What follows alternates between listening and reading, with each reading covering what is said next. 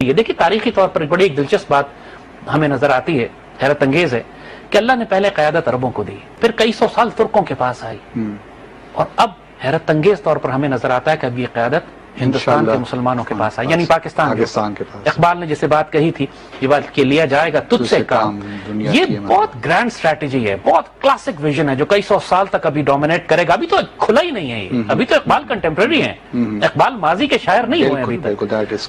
قائد اعظم نے یہ بات 48 میں فرمائی تھی انتقال سے پہلے کہ میری قوم آزاد ہو گئی ہے لیکن اس کو احساس نہیں ہے کہ وہ آزاد ہو گئی ہے۔ جس دن اس کو احساس ہو گیا we are actually generational slaves, یہ ہمارے ڈی این اے میں فرق آ گیا ہے۔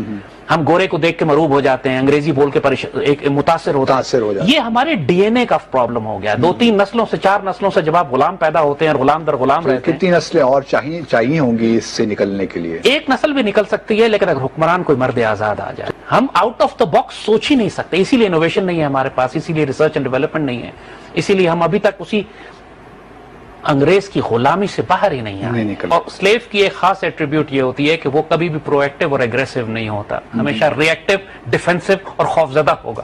His policies will be built on fear. Unfortunately ہماری پوری پاکستان کی نیشنل سائیکی جو کہ فورن پالیسی میں بھی نظر آتی ہے وہ یہی ہے۔ بڑے بڑے پالیسی میکر سے جب میری بات ہوتی ہے اور میں ان کو فار ایگزامپل یہ بات کہتا ہوں کہ میں افغانستان کے اندر جا کر ہمیں ٹی ٹی پی کے بیسس کو ہٹ کرنا چاہیے، تو پہلا سوال ان کا یہ ہوتا ہے امریکہ کیا کہے گا؟ یعنی ان کی جان نکل رہی ہے کہ امریکہ کیا کہے گا۔ America can go to hell and climb the highest pole and jump in the Indus. What do I care? لیکن اس کی وجہ یہ ہے کیونکہ ہم خود بھی یہ کہتے ہیں کہ ٹیریٹوریل انٹیگریٹی، سوورنٹی، یہ دو چیزیں پرنسپلز جو ہیں۔ آپ ٹرکس کو دیکھیے، کیا ٹرکس نہیں کر رہے سیریا اور عراق میں؟ they have said کہ ہم 30 میل کا بفر زون بنائیں گے، اور اندر جا کے انہوں نے مارا اور دماغ ٹھیک کر دیا، سارے داعش وائش کا اپنے بارڈر سے دور کر دیا۔ وہ اس لیے کہ ترک ہمیشہ دیکھیے ان کے ڈی این اے میں آزادی ہے، ترک ریاست چھوٹی ضرور ہو گئی ہے، وہ غلام کبھی نہیں بنے، اور ترکوں کے ڈی این اے میں، بلڈ میں آپ کو نظر آتا ہے کہ وہ غیرت مند اور دلیر لوگ ہیں۔